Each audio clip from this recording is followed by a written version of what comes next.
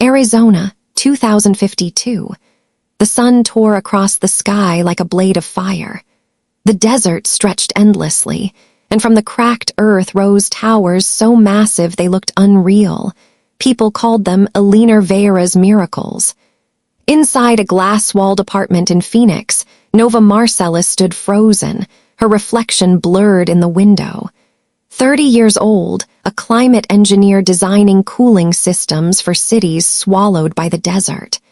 But this morning, every blueprint, every project meant nothing. On her table lay a heavy envelope sealed with crimson wax stamped with the image of a fractured sun.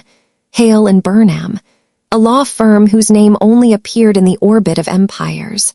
Inside, one line made her pulse stop cold. Notice of the last will and testament of Dr. Heir Vera. Heir, her godmother, her savior, her only real parent. The news had already called her the architect of the desert. But to Nova, she was something more, the reason she survived at all. Rumors said the inheritance was staggering, billions in patents, land, research trusts. But Nova wasn't thinking about money. All she could see was Heir's face in memory, stern, unyielding, but the only person who had ever chosen her when everyone else walked away.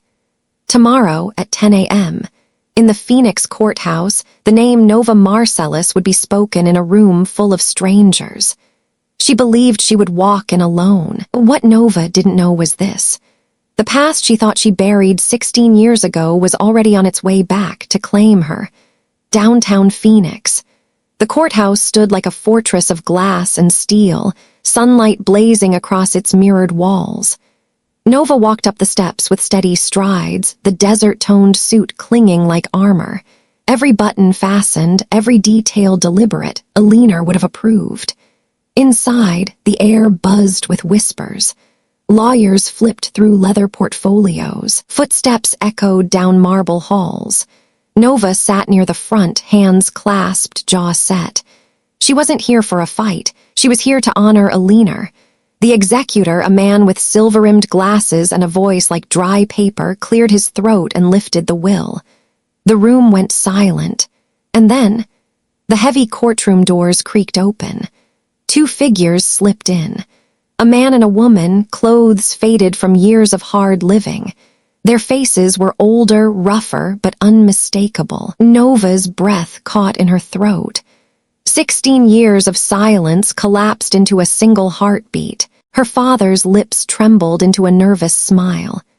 "Baby girl," he whispered, like the words might break if spoken too loud. Her mother's eyes filled with tears as she reached out a shaking hand. "We never stopped thinking about you," she said softly. "We're here now. We want to guide you through all this. This inheritance, it's confusing." The walls around Nova seemed to tilt. The polished courtroom vanished. Suddenly, she was back in a Tucson trailer. The stink of cigarettes, the slam of a screen door, the silence of a house already empty. Her stomach churned. Her hands trembled. Control gone in an instant. The past had walked straight into the room, and it called her baby girl. Tucson, Arizona, 16 years earlier. The trailer groaned under the August heat, its thin walls radiating like a stove. 14-year-old Nova woke to a silence so sharp it felt wrong. No country radio humming, no dishes clattering in the sink, not even her mother's raspy cough from the couch. Barefoot, she padded into the kitchen. The linoleum was cool under her skin, but the air pressed heavy, stale with smoke. On the counter sat a half-empty bottle of pills, and next to it, a note scrawled in shaky black ink across the back of a diner menu. Her eyes scanned the words.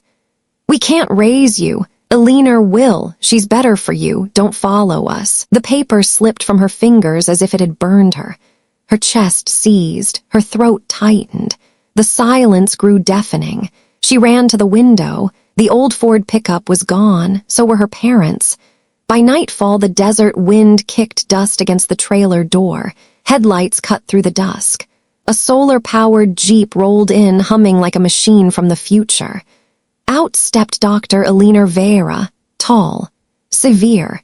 the desert tugging at the hem of her dark jacket. She didn't waste words, didn't offer comfort. "Pack only what you can carry," she said flatly.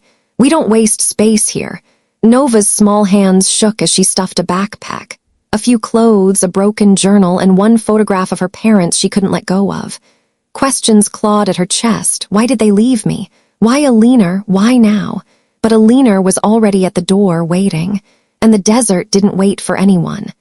That night, Nova's childhood ended, and her second life began. The courthouse emptied hours ago, but Nova's storm hadn't passed. They were waiting outside, like shadows that refused to vanish.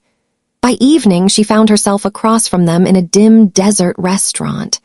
The place reeked of stale grease and neon beer signs, the kind of joint where the cracked leather booths remembered too many broken promises. A waitress dropped menus on the table without a word, like she knew better than to ask questions. Her father sat across from her, glass of water trembling in his hands. "I've been sober 10 years, he said, voice low, rehearsed, desperate. "I'm not the man I was, Nova, I swear it." Her mother dabbed her eyes with a napkin the same way she used to hide her slurred words. "The pills, they're behind me now," she whispered. "I wanted to come sooner, but I thought," her voice cracked, "I thought Alina stole you from us." Nova listened, stone-faced, but inside, a war. That 14-year-old girl still clutching a diner menu goodbye note. She wanted to believe. She wanted to crawl back into the illusion of family. For a moment, her chest loosened. For a moment, she almost leaned in. And then, her father's tone shifted. The softness drained, replaced by something sharp. "You don't understand how hard it's been for us, the debts, the bad luck." His eyes narrowed. "You've done well, baby girl. You could help us get back on our feet." Her mother's tears dried into something else, expectation, hunger. "Just a little help," she pressed. "You owe us that much." Nova's fork froze midair. Her heartbeat slowed, cold and precise. There it was, the truth, seeping through like oil on sand. They hadn't come for reconciliation. They hadn't come for her. They'd come for Alina's fortune. And for the first time that night, Nova didn't feel like a daughter. She felt like prey, cornered by wolves in faded clothes. The next morning, Phoenix simmered beneath a haze the color of ash. Nova sat in the polished silence of Hale and Burnham's law office. The air smelled faintly of paper and old wood, heavy with secrets. Across the table, the executor slid a thick envelope toward her. Desert red paper, Alina's handwriting on the front, sharp, steady, unmistakable. "Your godmother requested this be given to you privately," he said. Nova's fingers trembled as she broke the seal. The paper unfolded with a soft crackle. Alina's words stared back at her. "My Nova, if you are reading this, I am gone. I knew your parents would return, not for you, but for what they could take. They always did. I recorded everything. Your father once tried to sell your custody rights for $100,000. Your mother faked an illness to extort money, then vanished when I refused. The truth you were never told. When you were 15, I adopted you legally. Their parental rights were terminated by court order. They abandoned you, and the law sealed that choice forever. Blood may abandon you, but family is not blood. Family is choice, and I chose you. Now, you must choose yourself." "Alina," the words blurred through Nova's tears, but the meaning cut deeper than the desert sun. Her parents hadn't been victims. They hadn't been robbed of her. They had tried to sell her, trade her. And Alina, unyielding, iron-willed Alina, had fought to make sure they never could again. Nova's chest rose, slow and steady. For the first time since the courthouse, she felt anchored. The little girl clutching a goodbye note was gone. What remained was a woman carrying Alina's legacy and her own power. That evening, the desert sky bled red as the sun slipped behind jagged mountains. Alina's villa stood at the edge of the dunes, its glass walls glowing like embers against the twilight. To Nova, it had always been a sanctuary. Tonight, it felt like a fortress under siege. She heard the groan of an engine before she saw the lights. An old pickup truck rattled up the drive, headlights cutting through the dust. Doors slammed. Voices echoed. By the time Nova stepped onto the patio, they were already inside. Her father's voice boomed against the villa's walls of glass. "You think you can shut us out, after everything we gave you? That fortune doesn't belong to just you. We're your blood." Her mother wandered the library like a thief in daylight, her fingers brushing over rare books, pausing at sculptures Alina had collected. Her eyes gleamed with hunger. "All of this, it should have been ours," she whispered. Nova stood in the doorway, framed by the desert glow. Her voice cut through the air, low and steady. "You left me in the desert to die. Alina raised me to survive it. Don't you dare call yourselves my family." Her father's face twisted, rage swelling. He took a step closer, hand shaking, pointing at her like a weapon. "You owe us," he barked. "We made you." Nova's eyes locked on his. "You made a deal to sell me for $100,000, she said, her voice like steel. "Alina saved me from becoming a transaction. That was the last choice you ever had over me." The room froze, his hand dropped. Her mother's mouth fell open, no sound coming out, and then a low hum filled the villa. From the walls, Alina's foresight awakened. Security drones rose silently, sensors glowing red laser dots painting the floor around the intruders. Within minutes, sirens wailed across the desert. Deputies stormed the villa, boots crunching against the marble. Her father shouted. Her mother begged, but their voices shrank as they were led away, swallowed by flashing lights. Nova didn't move, didn't flinch. She stood rooted to the floor, steady as stone, until the desert night fell silent again. The days that followed blurred into signatures, courtrooms, and sealed documents. Numbers flashed across legal pages, staggering figures, vast tracts of desert land, billion-dollar patents in water reclamation, liquid assets that spanned continents. Nova Marcellus was declared the sole heir of Dr. Alina Veyra's empire. But she didn't disappear into wealth. She stepped into purpose. Weeks later, under a punishing Arizona sun, a crowd gathered on the edge of the dunes. Cameras flashed. Reporters shouted questions. Officials shook her hand. Behind them, the first foundation stones had been laid. The Veyra Trust for Desert Children.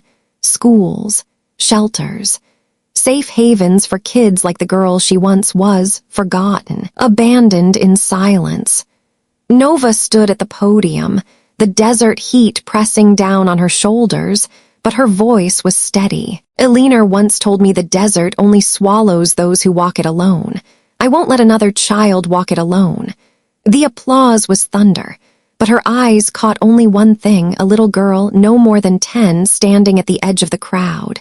She clutched a folded piece of paper like it was life itself. Hesitant, she ran forward and pressed it into Nova's hand. Her voice was a whisper, trembling but fierce. "They left me too." Nova knelt, the world narrowing to the child before her. The note shook in her hand, familiar in its heartbreak. But her smile, soft, unshakable, was steady as the desert sun. "Then you're not alone anymore." And in that moment, the legacy wasn't just Alina's, it was hers. Dawn broke over the Arizona desert, painting the horizon in shades of gold and blood orange.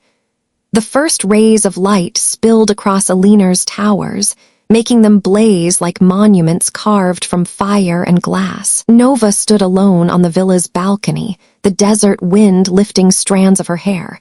In her hand, the little girl's note creased, fragile, heavy with echoes of her own past. She didn't cry. She didn't tremble. Instead, she looked out at the endless horizon, the towers rising like sentinels against the wasteland. Her voice, barely louder than a whisper, carried steady into the morning air. "Legacy isn't money. Legacy is shade in the desert for those who have none." The sun climbed higher. The shadows of the towers stretched long across the sand, shelter against the heat, protection against the void. And as the desert woke, so did her new empire fade to black.